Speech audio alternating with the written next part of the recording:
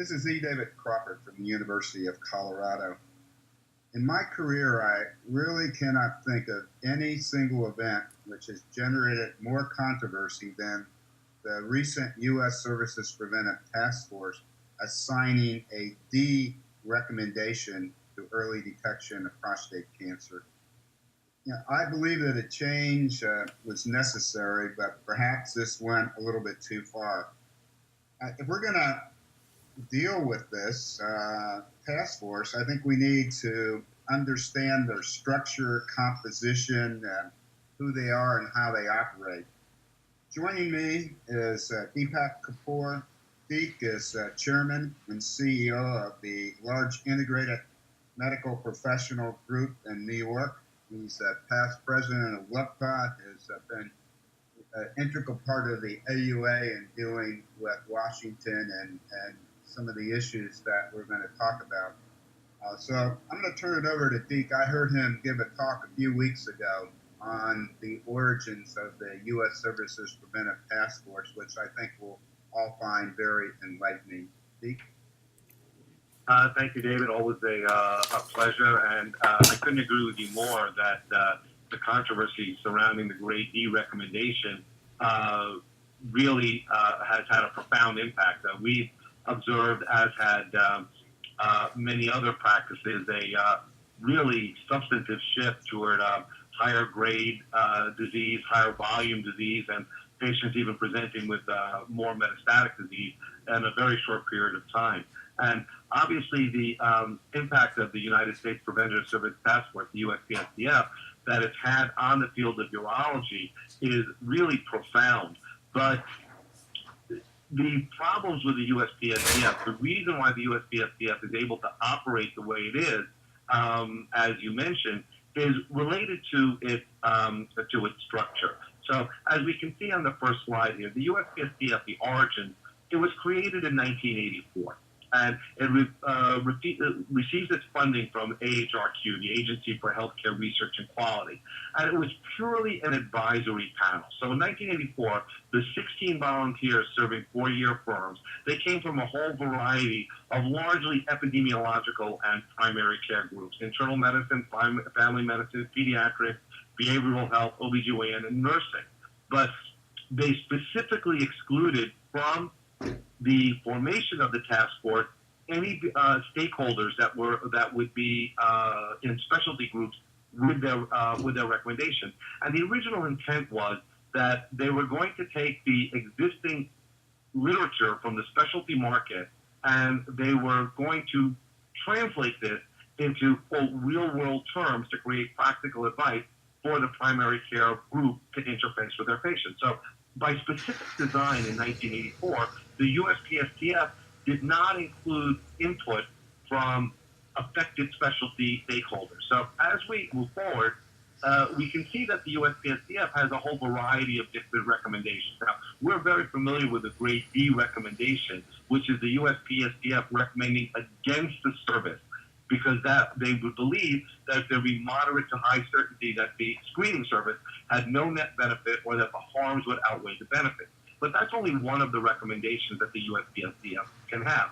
They actually can have an ABC recommendation above and beyond that, and also an indeterminate recommendation. So if the USPSTF feels that the data isn't solid enough, or that it was the studies weren't high enough quality, that there wasn't a plurality of a majority of information, they're free to not issue a recommendation or issue a grade I recommendation. And David, these letter recommendations now have become very, very important, because as we move on and talk about the initial objectives of the USPSTF, originally they had 3 specifically clearly defined goals: to evaluate the benefits and risk of individual medical screening, to issue recommendations about which preventative services should be incorporated routinely into primary medical care and for which populations it should be so incorporated, and thirdly, to identify a specific research agenda to identify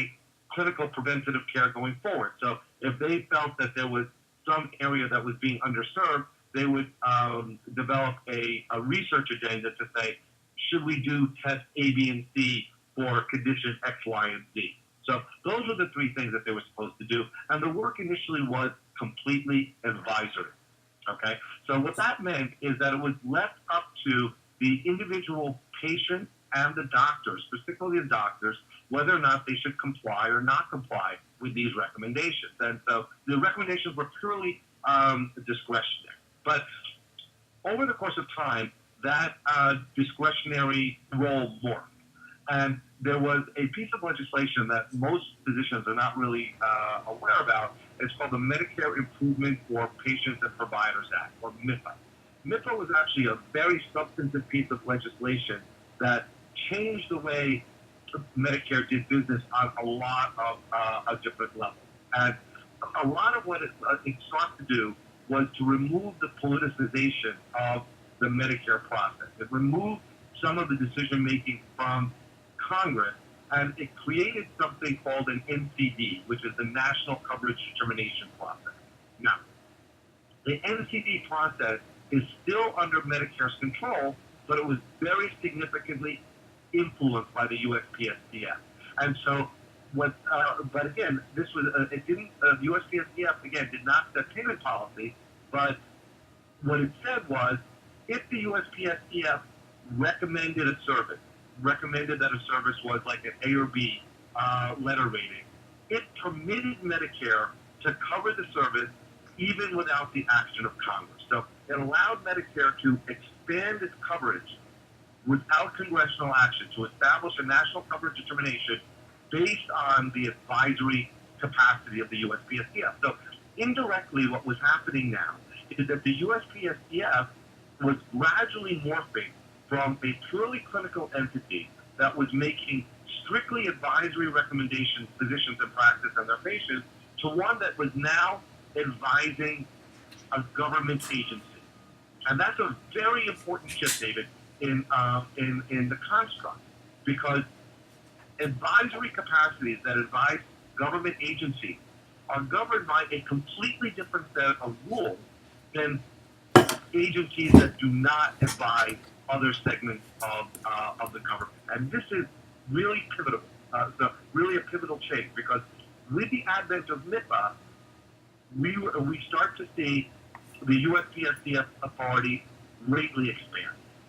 Because now Medicare has a choice to spend money based on a USPSTF recommendation, not to withhold, but to spend.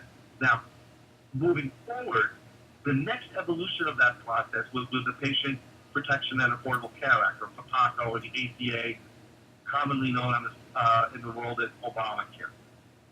This discretionary advisory role of the USPSTF was transformed from an advisory capacity into a mandate. And so what happened is that if the USPSTF created an A or B recommendation, Medicare would have to cover it. In addition to that, Medicare would be permitted to deny payment for services that had a D rating. And even more dangerous is that if the USPSTF opted not to review a subject for whatever reason and didn't issue a recommendation at all, the Secretary of HHS of Medicare would be allowed to deny coverage. So in effect, you were creating like a Supreme Court. You know, the Supreme Court has the right to review or not review any decision that it wants to. So the USPSTF was granted this type of universal authority that they could make a service not covered by simply declining to review it. Now, this is another tremendous step forward in the evolution of the USPSTF authority. So we went from an agency that only advised physicians and their patients to an agency that was now advising Medicare, even though there was no change in their charter to allow that to occur, to an agency that was able to set mandatory payment policy. And the problem as we go forward is that the USPSTF, in its original charter, since it was not designed as an advisory agency to the government, is exempt from the regulations that govern these entities. There are two pieces of legislation that govern every federal agency or any advisory board that advises the federal government. One is called the Federal Advisory Committee Act, or FACA, and the other is the Administrative Procedures Act, or the APA. These are critical pieces of legislation that allow for oversight over these processes. So if we understand how the USPSTF works, the USPSTF proceedings are not required to be made public. They are exempt from the Sunshine Act. They are not required to hold public hearings. They are not required to respond to public comment. GAO, the Government Accountability Office, is not allowed to review their budget or their agenda to see whether or not they're fulfilling their responsibilities. The long and short of it is that the USPSTF is completely able to operate in a totally clandestine fashion, make payment policy completely without any type of oversight. And this is extraordinarily dangerous because what you have is essentially a shadow branch of the government, a shadow branch of the administration that is able to create payment policy for services that they want and deny payment for services that they simply choose not to review. And the affected stakeholders, which are clinicians and more importantly patients, don't have the ability to ask how or why the processes are in place. So now what you see happen, and recently there was testimony now that I was privileged enough to provide, and along with Dr. David Lynch, I was representing the viewpoints of LUSPA in the AUA, and of course our viewpoints are largely similar on this. But what we're seeking to do is not to necessarily reverse the grade D recommendation. I'll say from a personal level, I strongly disagree with the methodology, and I think it was a massive overreach on the part of the USPSTF to conflate the risk of biopsy and treatment with the risk of screening without actually looking at any of the commensurate benefits thereof. The problem is that what we're asking for is not to reverse the grade D recommendation. We're asking for the USPSTF to operate under the same set of rules as any other taxpayer-funded agency with advisory capacity does. And so what we have is the USPSTF Transparency and Accountability Act. And again, on November 30th, there was a congressional hearing on this, and again, myself and Dr. Lynch provided testimony in support of the bill. And what this simply requires is a balanced representation of primary and specialty care. It requires a public comment period. It allows the proceedings to be subject to the Sunshine Act, and it repeals the ability to deny Medicare coverage based on a USPSTF recommendation. So there's broad bipartisan support in the House of Representatives, and right now we're awaiting a Democratic Senate co-sponsor. Dr. Bill Cassidy, Senator from Louisiana, is agreed to sponsor the bill on the Republican side once you find a Democratic co-sponsor. So what you heard at the USPSTF testimony, members from the USPSTF were talking about all the things that they were doing to make the process more transparent. And David, there's no question that in response to a tremendous amount of public pressure, largely created because of the hue and cry over the grade D recommendation on prostate cancer screening, that they are moving to make the process more transparent. But that's not good enough. It's not good enough to let the agency itself make its own determination about how transparent it should be. The USPSTF needs to be brought into line with every other taxpayer-funded agency so that we can ensure that its processes are transparent, that their review process conforms to the highest standard of scientific review, and that its recommendations are completely consistent with what is the then current best practice standards as determined by the individuals that are in the specialties that are practicing that care. And so I know that Dr. Lynch is going to talk about some of the scientific flaws related specifically to the grade D recommendation on PSA screening, but even more than that, David, this is a much bigger issue for the House of Medicine in general. This is an agency that has been given unprecedented authority, and we simply need to restore the checks and balances inherent in any government advisory board to the USPSTF. And thanks for allowing me to share my views on this. Thanks a lot. was really eye-opening. Unbelievable detective work. We in urology and medicine in general owe you and the group a lot of thanks for really opening this up and revealing the inner workings of this. I had no idea that this was the case. A couple of questions. Well, when I have you here, is the U.S. Services Preventive Task Force still a volunteer organization, or are these people compensated for their time? You know? No, I don't believe that there's any direct compensation for this. I think they get covered travel and so forth. But interestingly enough, since they're exempt from FACA and the APA, they're not, although they can voluntarily do so, they're not required to publicly disclose conflicts of interest. So, that's another one of the problems. Again, they voluntarily can do so, but the law does not compel the individuals to disclose conflicts of interest, which is really something. That is amazing. So there's a bill right now. You're still waiting for a Democratic support. What do you think is going to happen here in the next 1 or 2 months, and change in administration and things like this? Is this something of high importance, or how long is this going to linger around, do you think? Well, actually, the bill has been around for a couple of years and really didn't get as much traction as we might have hoped. But Representative Blackburn, who is the bill's original sponsor from Tennessee, her staff has really responded to the concerns of the medical community in a tremendous fashion, and has really started campaigning hard for this bill. Whether or not it gets included in some type of package, year-end spending package, remains to be seen. I think the probability of that is somewhat of a long shot. And, it has to do with some of the politics of the Affordable Care Act. It's very challenging for a Democratic administration.